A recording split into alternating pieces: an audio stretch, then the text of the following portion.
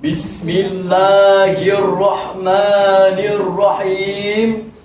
Assalamualaikum warahmatullahi wabarakatuh. Alhamdulillahilladzi khalaqanal arda firasya. As-salatu wassalamu ala sayyidinal Mustafa wa ala alihi wa sahbihi ahli sidqi wal wafa. Sallallahu wa sallama ala nabi sayyidina Muhammadin wa alihi wa sahbihi ajma'ina.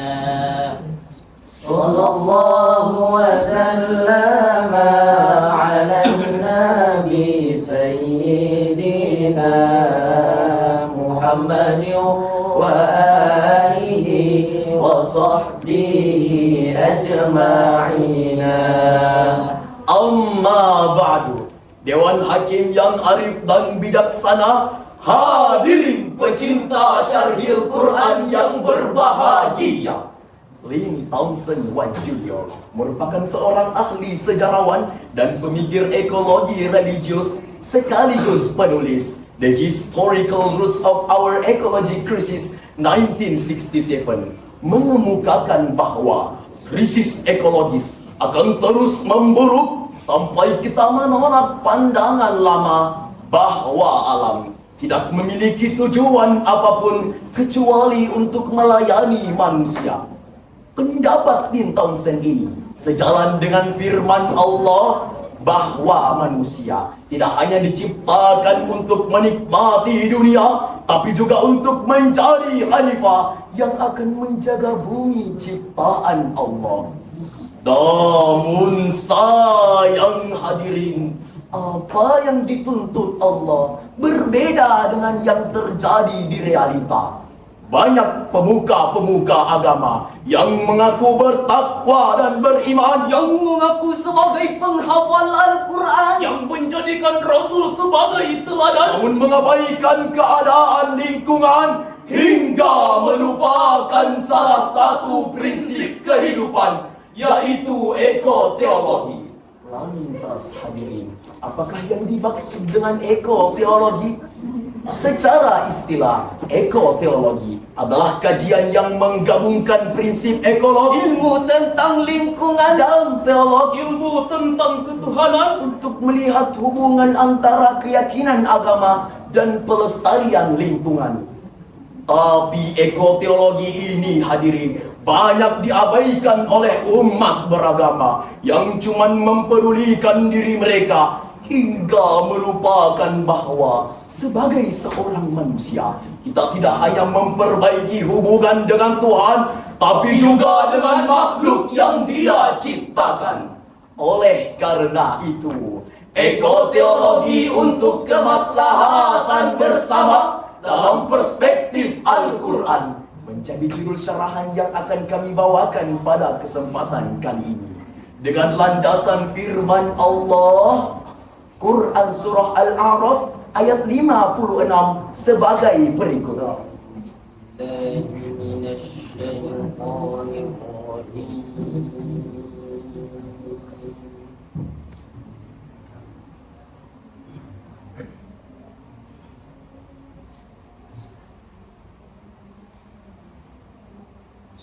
Bismillahirrahmanirrahim.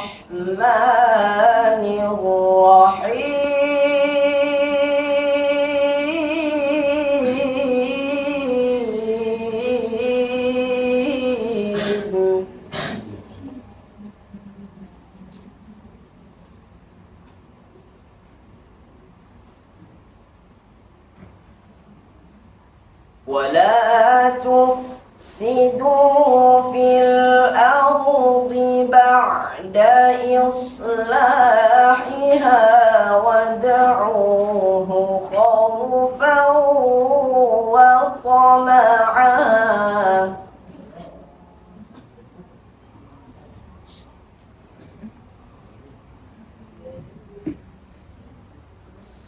Inna rahmatallahi qaribun minal muhsinin.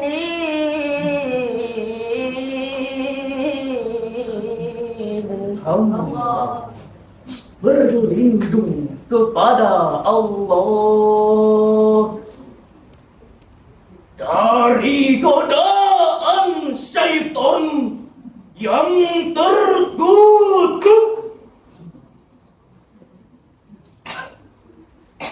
dengan menyebut asma Allah yang Maha Pengasih lagi Maha Penyayang. Dan janganlah kamu berbuat kerusakan di bumi Setelah diciptakan dengan baik, dan berdoalah kepadanya dengan rasa takut dan penuh pengharapan.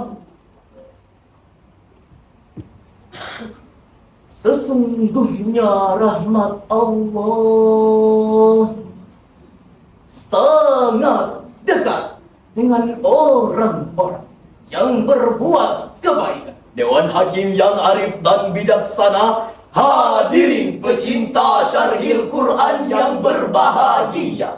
Di dalam tafsir Ibnu Katsir, jilid 3 halaman 494, sebelah kiri bagian bawah menjelaskan bahwa Allah Subhanahu wa Ta'ala melarang dari melakukan kerusakan dan hal-hal yang membahayakan setelah dilakukan perbaikan atasnya.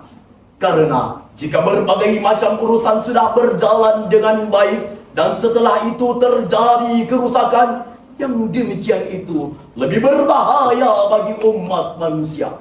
Maka Allah memerintahkan manusia untuk menjaga bumi. Maka Allah melarang manusia dan memerintahkan untuk beribadah, berdoa, dan merendahkan diri di hadapannya. Menurut Imam Ibnu Katsir, Allah memperbaiki bumi dengan menurunkan hujan, menumbuhkan tanam-tanaman, menegakkan keadilan melalui syariat, dan menebarkan keamanan di antara manusia. Maka ketika manusia kembali berbuat kezaliman, Kikir, serakah, sombong, kekufuran, pertamakan, dan tidak peduli dengan lingkungan, mereka dianggap merusak bumi setelah diperbaiki. Di dalam perspektif ilmu ma'ani, lafaz la tufsidu menggunakan sigat fi'il nahi yang menunjukkan kepada larangan mutlak dan bukan sekedar imbauan sahaja. Dengan ini, ayat ini merupakan ketegasan perintah Allah agar manusia tidak melakukan kerusakan dalam bentuk apapun, baik secara moral, sosial, maupun ekologis. Demikian penjelasan Syekh Az-Zamakhsyari dalam kitabnya Al-Kasyaf an Haqaiqi Gawamidit Tanzil. Maka dari itu hadirin, ayat ini menjelaskan bahwa Allah memerintahkan manusia untuk menjaga bumi dan tidak melakukan kerusakan di dalamnya setelah Allah menatanya dengan sebaik-baik mungkin. Sebagaimana dalam kaidah usul fikih yang mengatakan, darul mafasid muqaddamun ala jalbil masalih. menolak kerusakan didahulukan atas mengambil manfaat. kaidah ini adalah salah satu prinsip fundamental dalam usul fikih dan maqasid syariah. Jika suatu tindakan menghasilkan manfaat ekonomi yang besar, tetapi juga menimbulkan kerusakan lingkungan yang jauh lebih besar, maka menolak kerusakan haruslah diprioritaskan. Namun sayang seribu sayang, fakta lapangan tidak menunjukkan demikian. Sebaliknya, kini kita bisa menyaksikan berbagai macam kerusakan lingkungan.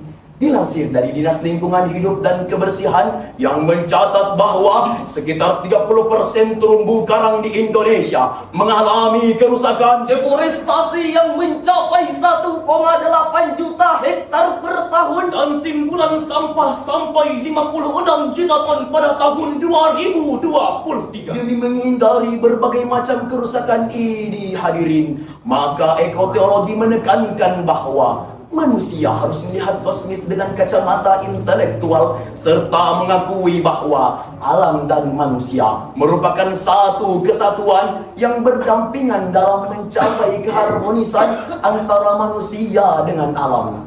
Dengan ini, ekoteologi juga hadir untuk mengembalikan kesadaran kosmis bahwa alam semesta adalah manifestasi kebesaran Allah.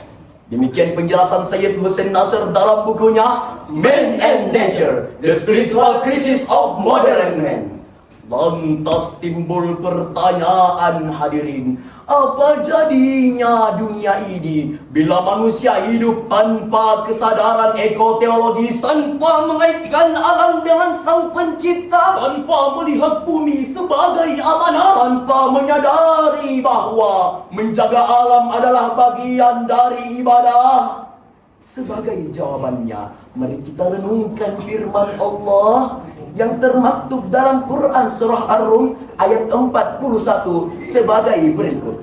ظهر الفساد في البر والبحر بما كسبت أيدي الناس ليذيقهم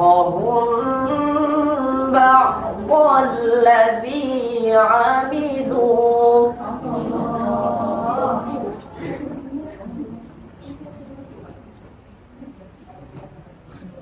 ليذيقهم بعض الذي عملوا لعلهم يرجعون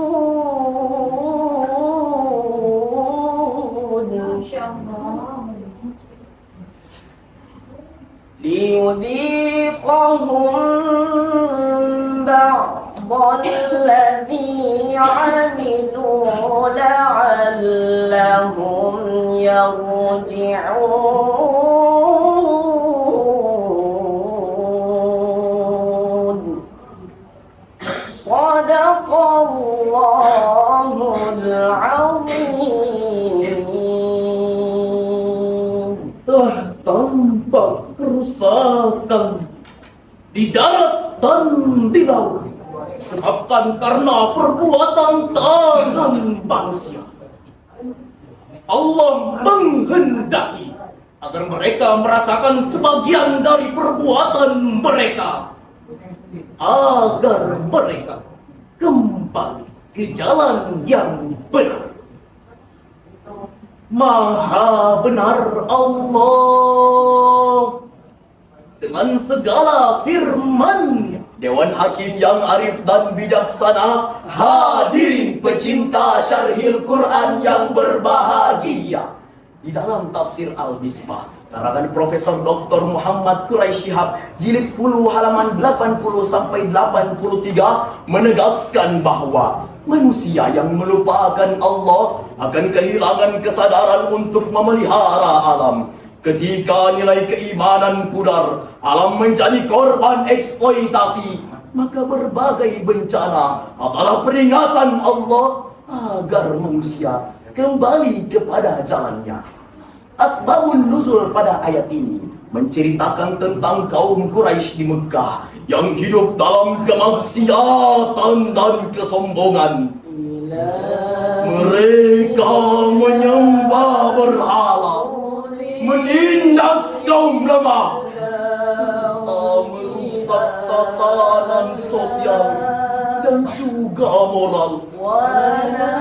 Akibat perbuatan itu, Allah menimpakan musim kemarau yang panjang hingga tanah menjadi tandus. Hujan tak lagi turun terus menerus. Hasil bumi pun semakin kurus. Dewa Hewan-hewan ternak mati kelaparan, mencari makan pun kesusahan, hingga mereka terpaksa memakan bangkai hanya untuk bertahan. إلهي لست للفردوس أهلا ولا أقوى على النار جحيم. Sebagai kesimpulan, ekoteologi bukan cuma ajaran menjaga alam, tetapi suatu bentuk penghambaan kepada Tuhan. Karena alam bukan hanya tempat tinggal manusia, melainkan amanah ilahi yang harus dijaga dengan penuh cinta dan kesadaran. Untuk itu, mari kita jadikan iman sebagai akar, ilmu sebagai batang, dan amal soleh sebagai buah dari ekoteologi yang menebar kemaslahatan bersama. Karena bumi ini bukan milik kita semata, tetapi warisan untuk generasi yang akan datang. Sebagai penutup, perkenankan kami membawakan senandung syair Buya Hamka yang sudah kami ubah liriknya. Hai masyarakat, sadarlah, warga negara jagalah. Hai masyarakat, sadarlah, warga negara jagalah. Hentikan kerusakan, mari jaga lingkungan. Hentikan kerusakan, mari jaga lingkungan. Ayo melestarikan Indonesia. Allahu Akbar, Allahu Akbar, Allahu Akbar. Pagi-pagi makan bakmi disajikan oleh Bu Tini. Demikianlah syarahan dari kami. Insya Allah juara MSI tahun ini.